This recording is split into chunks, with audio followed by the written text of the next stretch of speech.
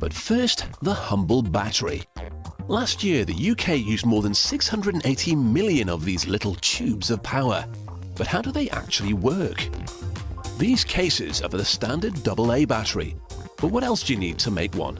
A battery consists of a case, a positive pole, a negative pole, a base plate, and a pin to allow the electricity to flow around the circuit. It's hard to believe that a small tube with a sticker on it powers so many household devices.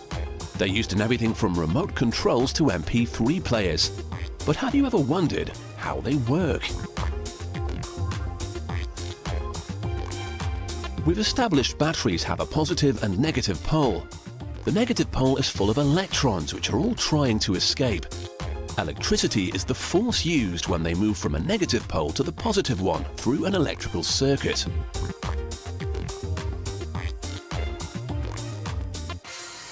The materials used to make the positive pole are manganese dioxide and graphite. You might be familiar with graphite as it's used to make the pencil. The positively charged mixture works by absorbing electrons that pass into it. It gets pressed into rings which are then inserted into each battery case. The more that can be put into each battery, the longer that battery will last. The mixture is loaded into the top of the machine here, and once it's compressed, the rings are then loaded into each battery as it passes below. For the battery to work, the positive and negative poles must be kept apart.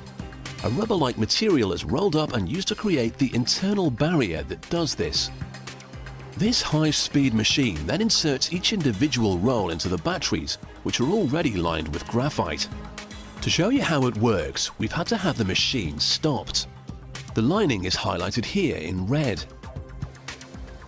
As the batteries come out of the machine, they've slowed just enough so you can see the white lining in each case.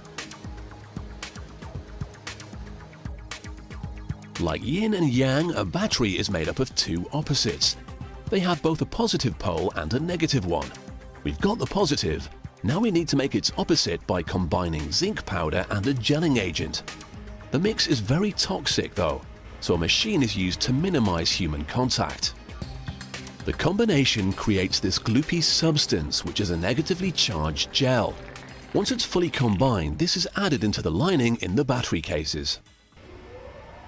We've now got the two sides to the battery, but to make them work, the electricity needs to get from one side to the other. If the electrons can't travel between the poles, the battery won't power your remote. So to get round this problem, the clever guys at the battery factory have come up with a solution. That's where these base plates come in. Although it's normally used for the road surface, each plate is loaded with a squirt of bitumen. It makes an excellent glue. Brass pins are then introduced, and this is the secret to how the electrons can get out. They travel down through this pin and into your remote or any of the hundreds of devices that are powered by batteries today. You can now use them to help you switch channels, light up your torch, or power your MP3 player. When their job is done, they'll head back through the wires into the positive pole in the battery.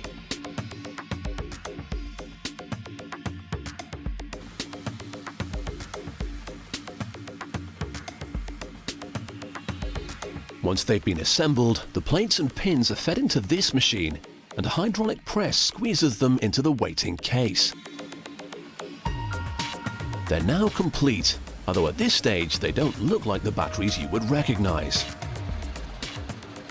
Before they receive their trademark stickers, they're all tested. If the battery's lining is damaged, then it short circuits and won't give out any power.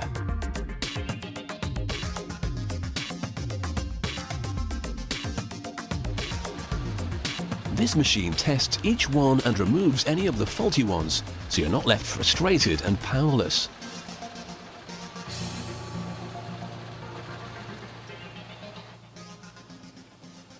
Rolls of stickers are loaded up and attached to the batteries. And now they're complete. So next time you're crashed out on the couch with the remote control, spare a thought for the electrons that are saving you from getting up.